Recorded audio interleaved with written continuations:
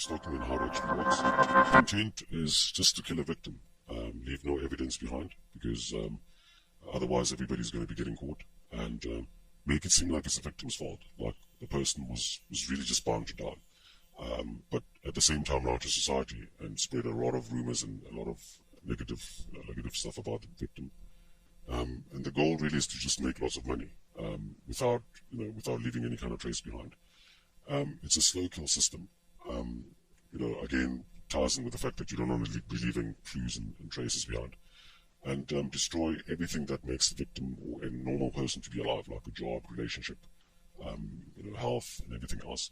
If you can just bombard a person with negative events throughout the day, 24 hours a day, that person is just bound to die. Gang stalking is actually a very systematic and a clever system.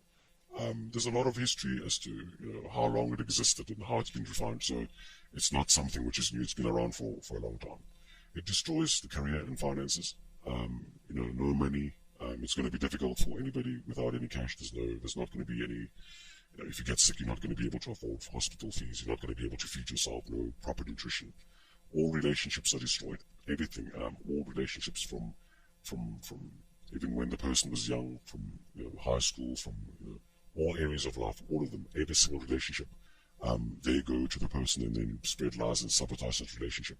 Personal health is also destroyed, creating diseases such as cancer and destroying vital organs, the heart, the kidney, and just making sure that you actually die.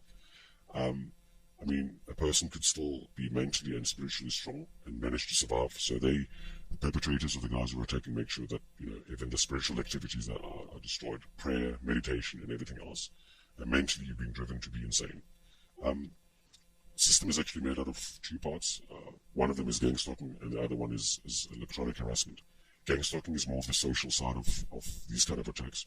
So effectively turn the whole of society against the victim. Make sure that whenever the guy applies for a job, he can't find a job. Make sure that everywhere the person goes, he's got a bad name and nobody actually wants him. Drive the victim to complete isolation. And it's actually very difficult in today's world to live in complete isolation. No friends, no job, nothing, no life. And then there's also constant harassment, where everybody else seems to be on attacking the victim, neighbors, friends, family. And then when it comes to electronic harassment, it's a case of 24-hour surveillance.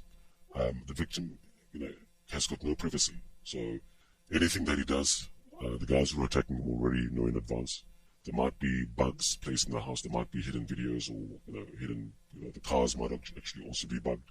So everything that the guy does, all the phone calls, everything that the person is doing, the perpetrators know exactly what he's doing and what he's saying and who he's communicating with.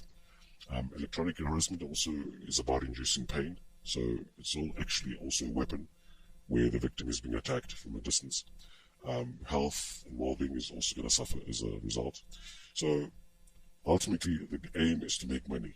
But if you make money in a simple way, it's going to be a scheme or a pyramid scheme or whatever, and people are going to catch on to it very quickly, and it's probably not going to last long.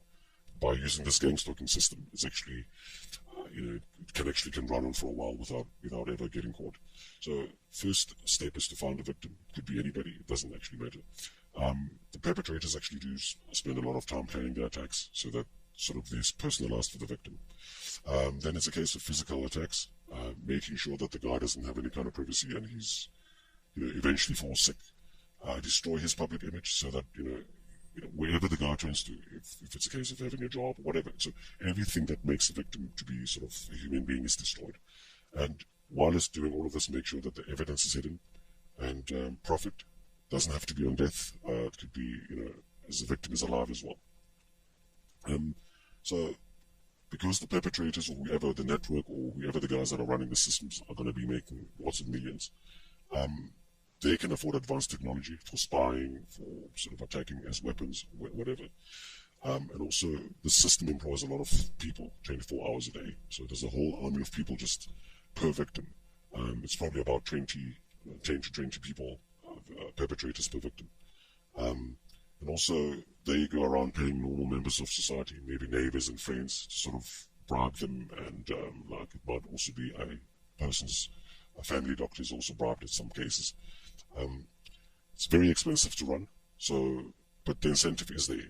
At the end of the day, they're making lots of millions, so they can sort of more or less afford to run this sort of system. And there are just too many pieces to work out. Ultimately, it's a crime.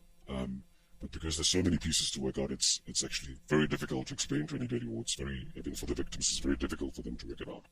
So the full picture actually looks something like this. Well, the first step is to find the victim. The perpetrators actually don't make it clear to the victim that they're spying on him, so they pretty much spend a couple of months or even years stalking the guy, collecting a lot of information. So they study the guy's routines, they get a list of all his friends and relationships, so they can start turning those friends against the guy. They've done all of this by invading the person's privacy. And then there comes a point where they actually start physically attacking their victim by doing a lot of stuff. Eventually it's a case of the victim becoming depressed, or maybe even becoming a little bit insane. Public image is destroyed. There's a lot of lies being spread. It's going to be difficult for the victim to find a job, and evidence is usually hidden by, saying that the victim is a mental retard or has got a serious mental problem. And unfortunately, there's no means for the victim to fight back. And profit is sometimes made from insurance fraud. You can sign up somebody for insurance without them knowing. They live for a couple of years, that insurance builds up, the premiums build up, and then you kill the person, you go and collect the insurance. Or it could be for testing out the weapons. I mean, there's a lot of technology involved. So another reason could be to just, find a lot of unsuspecting victims and actually carry out a lot of tests, or for medical experiments. Ultimately, it is a crime. Boils down to attacking a victim with no chance of him defending himself, and you're doing all of this from a distance. And it's very unethical. There's no morals. There's a lot of everything ugly that you can think of. A lot of lying, a lot of manipulation, a lot of ugly stuff. It's a violation of human rights. I mean, you just invading somebody's privacy is already a massive violation of human rights. Killing somebody from a distance, signing up somebody for a medical experiment without being accountable for their death, that's already a violation of their rights. And a lot of this works because a lot of lies are being spread around. Just lie to as many people as they need to. But ultimately it's killing. You're killing a human being. But it's very, very, very expensive. It's a weapon, just like any other weapon, just like a gun, just like a knife. Taking a knife and stabbing somebody. It just happens to be a very expensive weapon.